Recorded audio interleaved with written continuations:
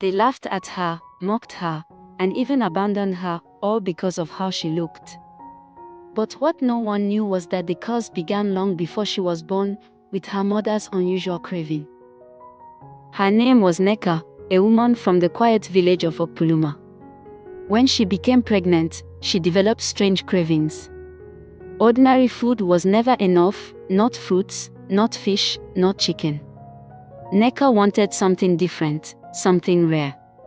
Her cravings grew so strong that she forced her husband to go deep into the forest to hunt a giraffe, a creature no one in the village had ever dared to kill.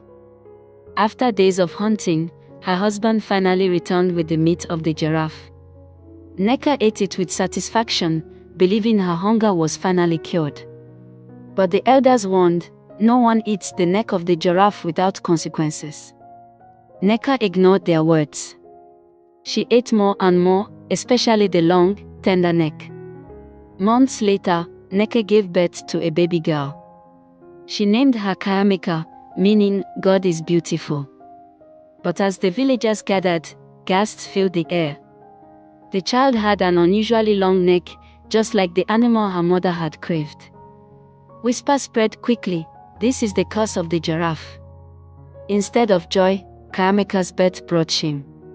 Children mocked her as she grew. They pointed, laughed, and called her names. Even adults treated her like a strange creature. But the deepest wound came from her own mother. Overcome with guilt and pressure from the village, Neka abandoned Chiamaka, leaving her to face the world alone. Chiamaka grew up without love, carrying the weight of rejection. She often sat alone, asking why she was born this way. Every night, she cried silently, her tears mixing with dreams of a better life. Though she was mocked for her neck, deep inside she carried something no one could see, resilience. Instead of breaking, Chiamaka grew stronger. She told herself, my neck is not my curse. One day, it will be my crown. She studied, worked hard, and refused to let cruel words define her. With time, she grew into a woman of grace and dignity. As the years passed, Chiamaka's uniqueness became her strength. People outside her village admired her beauty. The long neck that once brought her shame now made her unforgettable. She stood tall, inspiring others who once felt different or unwanted. One day, she returned to Opuluma. The same village that mocked her now stood silent as she walked by. The children who once laughed were now speechless. The adults who shamed her lowered their eyes. And her mother, Neka, wept bitterly, realizing her choices had caused her daughter suffering.